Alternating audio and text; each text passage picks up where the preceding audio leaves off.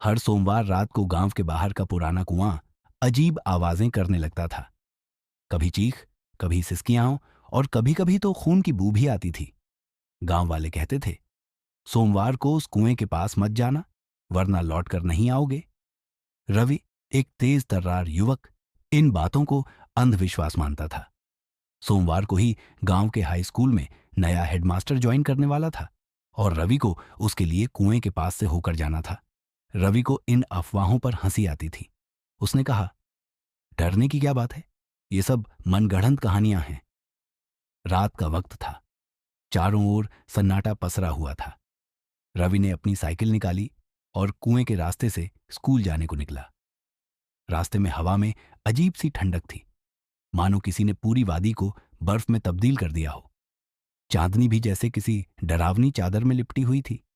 जैसे ही वह कुएं के पास पहुंचा, उसने देखा कुएं का पानी काला पड़ा था और उसकी सतह पर हल्की सी लालिमा थी। हवा में सड़ांध घुली हुई थी। अचानक कुएं से एक सिसकती हुई आवाज आई, बचाओ, कोई मुझे बचाओ।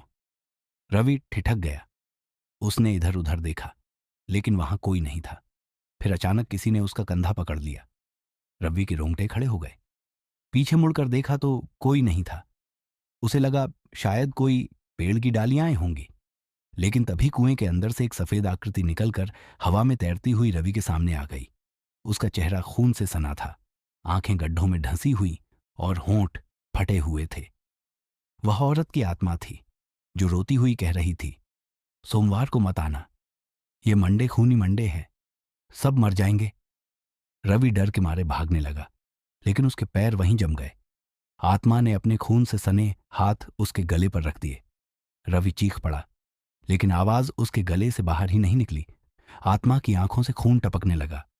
उसने फुसफुसाते हुए कहा, हर सोमवार मैं अपने साथ एक बलि मांगती हूं, आज तेरी बारी है।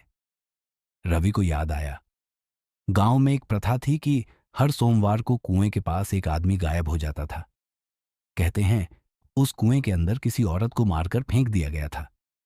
तभी से उसकी आत्मा हर सोमवार अपनी मौत का बदला लेने के लिए इंसानों को अपनी बलि बना रही थी।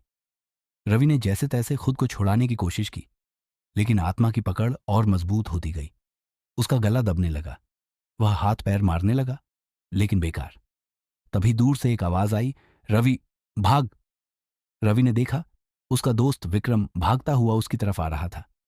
विक्रम ने एक नीम की टहनी को जलाकर आत्मा की तरफ फेंका। आग की लपटें उठीं और आत्मा भयानक चीख के साथ झलकर धुएं में बदल गई। रवि बेहोश होकर जमीन पर गिर गया।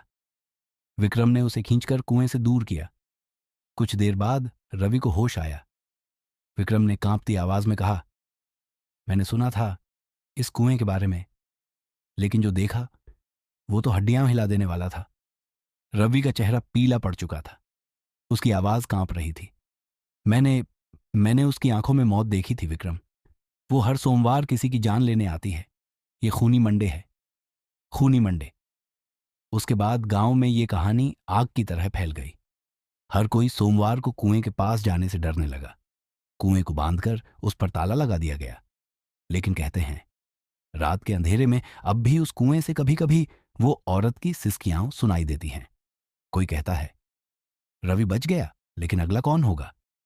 कहते हैं उस कुएं का खून अभी भी हर सोमवार उबलता है और हर खूनी मंडे एक नई आत्मा की तलाश में रहता है।